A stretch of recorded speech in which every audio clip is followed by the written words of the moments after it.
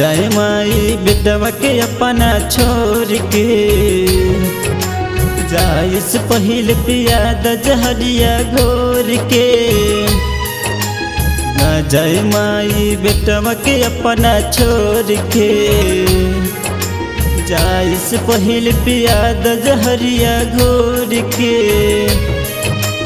घोर के हाँ घोर के हाँ घोर के माई हो, चल जइबू का बेटवा के दिलवा तोड़ के।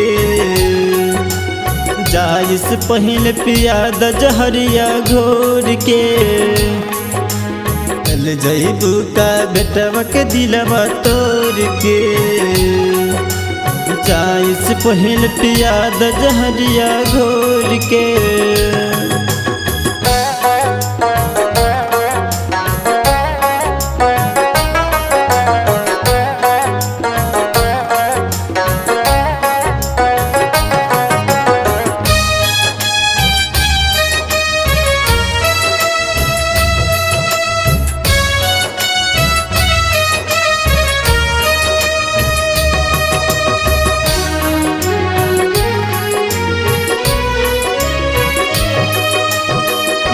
के बिना बेटा टूगर हो जाला ए माई, माई के बिना दुनिया से भी रहल न जाला ए भाई।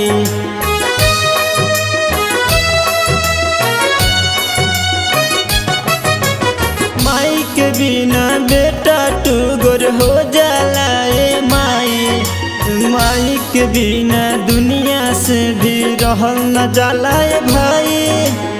बन कसूर से जालू मुहावा मोर के, बन कसूर से जालू मुहावा मोर के। जाए से पहले पिया द जहरिया घोर के, ना जाए माई बेटवा के अपना छोड़ के। जाए से पहले पिया द जहरिया घोर के।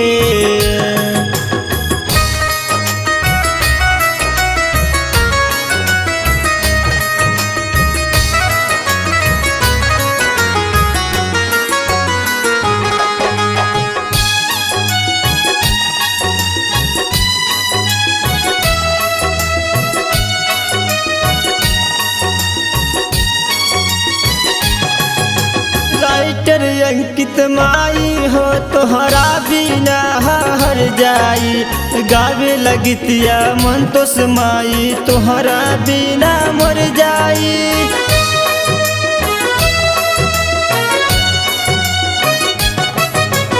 राइटर अंकित माई हो तोहरा बिना हर जाई, गावे लगतिया मन तो समाई तोहरा बिना मर जाई। गाँव के लोगवा कहेला हथवा जोर के, गाँव के लोगवा कहेला हथवा जोर के। जाए से पहले पिया द जहरिया घोर के, ना जाए माई बेटवा के अपना छोड़ के। जाए से पहले पिया द जहरिया घोर के।